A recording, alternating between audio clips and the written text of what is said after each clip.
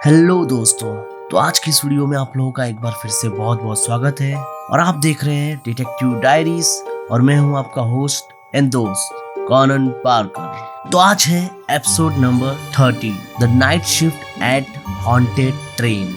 इस कहानी को शुरू करने से पहले मैं आपको ये बता दूंगा कि कैसे मेरी लास्ट जॉब कितनी खतरनाक थी और काफी रहस्यमयी थी, जो मुझे काफी परेशान कर रही थी। और फिर नाइट शिफ्ट में ट्रेन में एज अ गार्ड काम करने के लिए पोस्टिंग मिली। आज सुबह मुझे अपने हायरिंग मैनेजर से एक मैसेज मिला। मैं उन्हें केवल सबवे के हायरिंग मैनेजर के रूप में ही जानता हूँ, जिसमें मुझसे ट्रेन में अपनी पहली शिफ्ट के लिए अपने स्थानीय स्टेशन पर आने के लिए कहा गया। मैं रात 9 बजे समय पर सबवे स्टेशन पहुंच गया, जिस ट्रेन पर मैं अगले 8 घंटों के लिए सवार होने वाला था। वह स्टेशन पर आ गई। यह ऑटोमेटिक खुले दरवाजों वाली एक बहुत ही आधुनिक ट्रेन थी और ये 6 डब्बे लंबी थी। जैसा कि मुझे मेरे काम के बारे में पहले ही बताया गया था, मेरा सुरक्षा डिब्बा सामने से दूसरा होगा। जैसे ही मैं ट्रेन में चढ़ा, मैंने देखा कि विशेष डिब्बों को छोड़कर प्रत्येक डिब्बे में एक मुख्य लॉबी का एक एरिया था, जिसमें दोनों तरफ खिड़कियों के सामने 4 सीटें थी और एक द्वार था जो इसे प्रवेश द्वार से बाईं ओर अगले डिब्बे से जोड़ता था। दरवाजा दाहिनी ओर या तो कुछ सीढ़ियां ऊपर बैठने की जगह तक जाती थी, जो बस के इंटीरियर के समान थी, और कुछ सीढ़ियां बिल्कुल समान बैठने की जगह की ओर जाती थी। सुरक्षा कंपार्टमेंट मुख्य कंपार्टमेंट से बहुत अलग था। इसमें एक कैमरा फीड और दराजों वाला एक डेस्क था। इसमें एक कुर्सी भी थी जिस पर मैं बैठ सकता था। सुरक्षा डिब्बे को खोलने के लिए एक चाबी की आवश्यकता होती है। ड्राइवर डिब्बे तक सुरक्षा डिब्बे से एक दरवाजे के माध्यम से पहुंचा जा सकता है। जैसे ही मैं ट्रेन पर चढ़ने वाला था, एक आदमी आखिरी सुरक्षा डिब्बे से बाहर निकला और मुझे एक सुरक्षा बैज और डिब्बे की चाबियां सौंपी। उन्होंने मेरी पीठ थपथपाई और शुभकामनाएं दी। जैसे ही उन्होंने गुड लक कहा तो मैं घबरा गया, क्योंकि मेरा दिमाग मेरी पिछली नौकरी की घटनाओं से भर गया। जब मैं अपने सुरक्षा डिब्बे में गया तो मुझे सामान्य कर्मचारी मैनुअल मिला, लेकिन साथ ही एक बार फिर नियमों की एक शीट मिली। इसे पढ़ें। सभी यात्रियों को स्टेशन 6 पर ट्रेन से उतार दिया जाना चाहिए।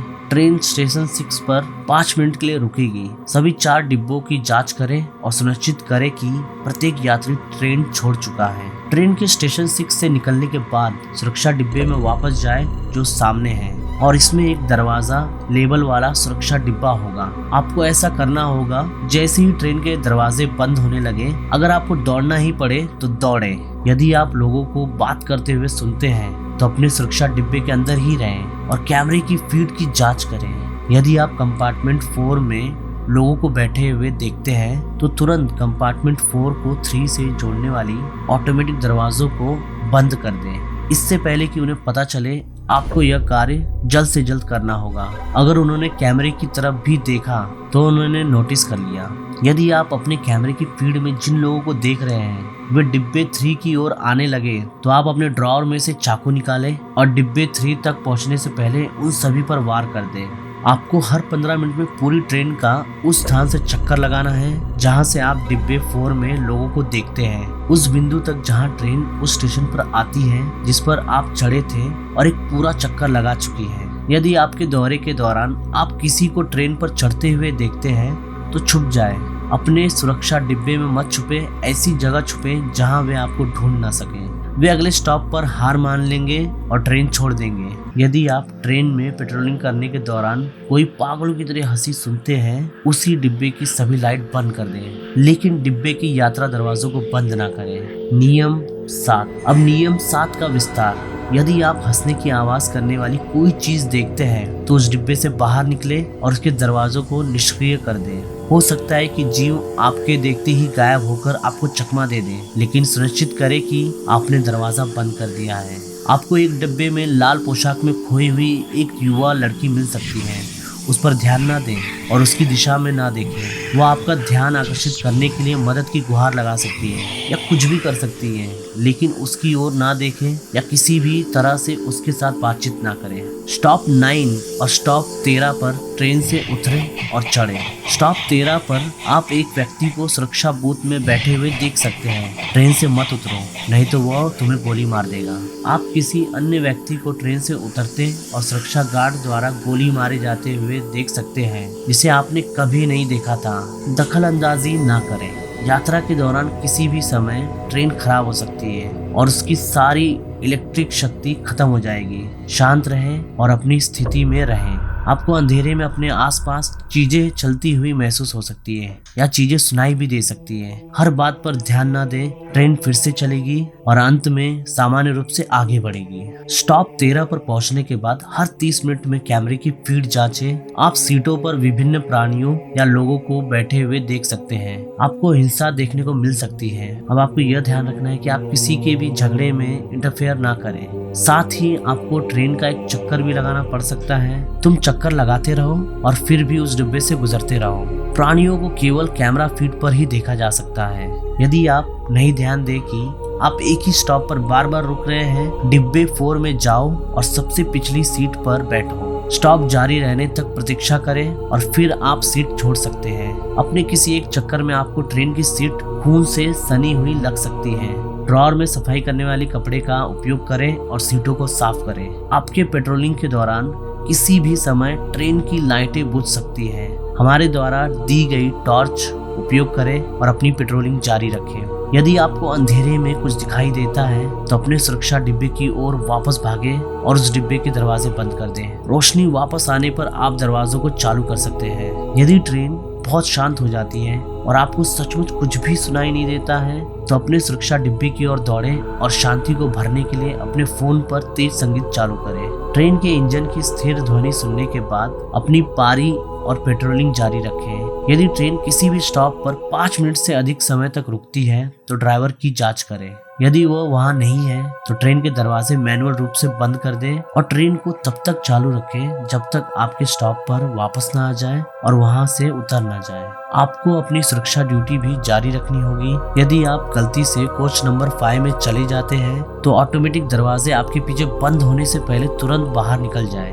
यदि दरवाजे आपके पीछे बंद हो जाएं और आप कोच नंबर 5 में फंस गए हो तो ट्रेन से कूद जाएं। ये नियम इतना महत्वपूर्ण इसलिए है क्योंकि इस ट्रेन में कोई भी कोच नंबर 5 नहीं है। यदि आप अभी तक बताए गए किसी भी नियम को तोड़ते हैं तो हम आपके सामान्य स्वास्थ्य और सुरक्षा के लिए जिम्मेदार नहीं हैं। फिर भी हम आपको आपके प्रवेश स्टेशन पर लेने आएंगे। ट्रेन अभी फिर से चलने लगी है। मेरा वर्तमान स्टेशन 1 है। मैं नियमों को पढ़ने जा रहा हूँ और उन्हें याद करने की कोशिश करूंगा और इससे पहले कि नियम एक बार भी मुझ पर लागू हो मैं ट्रेन से परिचित हो जाऊंगा। मैं ट्रेन के चारों ओर घूमा और वहाँ बहुत कम आबादी थी। अब मैं इस ट्रेन में अपनी नाइट शिफ्ट के टाइम पर ही सवार हो चुका हूँ। मैं ट्रेन के चारों ओर घूमा और वहाँ बहुत कम आबादी थी। यह बिल्कुल पैक नहीं था लेकिन यह खाली भी नहीं था। सभी लोग अपने काम से थके हुए और घर लौट रहे थे। मैं अभी अपनी जॉब शुरू कर रहा था। मैं सुरक्षा कैबिन में वापस गया और मेरे पीछे दरवाजे बंद हो गए।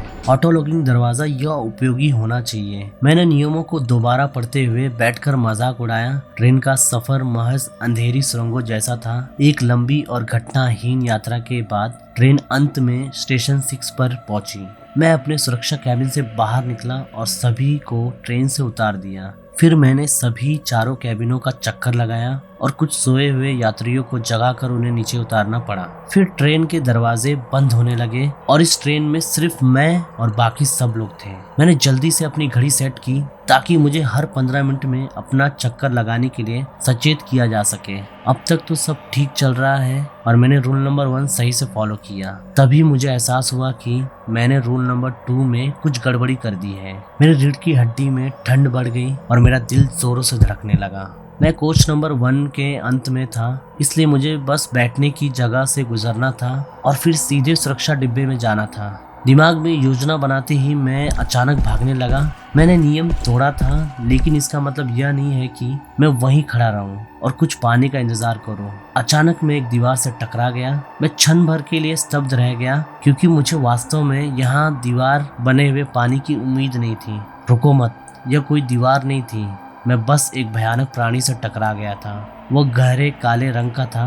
प्रकाश की पूर्ण अनुपस्थिति के कारण इसके पूरे शरीर पर चमकदार लाल आग जैसे उभार थे। उसके मुंह के स्थान पर एक गहरे छेद से उभरे हुए तंबू थे। चूंकि वह झुका हुआ था इसलिए मुझे लगा कि यह मेरे बालों में गीला पतला जाल है। यह वही प्राणी था जो मेट्रो स्टेशन से आया था।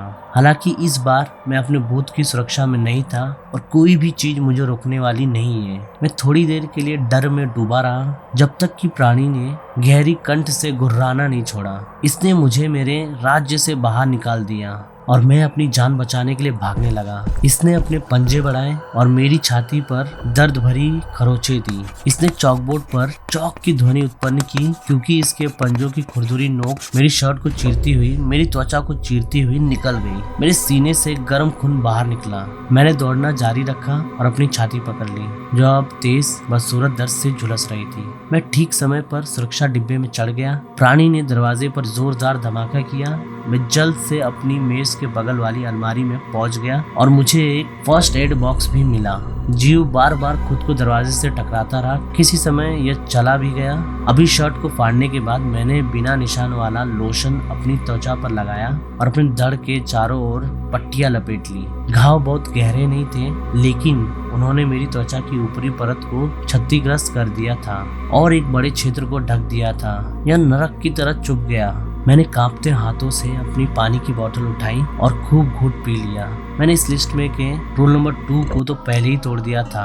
अचानक मैंने अपने सुरक्षा डिब्बे के बाहर जोर जोर से और खुशी से बात करते हुए सुना। मुझे पता था इससे संबंधित एक रूल था, इसलिए मैंने अपनी जेब से रूल पेपर निकाला और उसे स्कैन किया। हाँ, मुझे कोच नंबर 4 के दरवाजों को निष्क्रिय करना होगा। मैंने जल्दी से कैमरा फीड को देखा और ऊपरी मंजिल में कोच नंबर 4 के पीछे बैठे लोगों के एक समूह को देखा। मैं कसम खाता हूँ कि जैसे ही मैंने दरवाजे बंद किए उनमें से एक की नजर कैमरे पर पड़ी। उनके चेहरे ने मेरे रीढ़ में सिहरन पैदा कर दी और यह उनकी अभिव्यक्ति के कारण नहीं था। ऐसा इसलिए था क्योंकि वह बिल्कुल मेरे जैसा ही दिखता था। नहीं, वह मैं नहीं था। और फिर उन चारों ने ऊपर देखा। वे सभी मेरे ही हमशक्ल थे।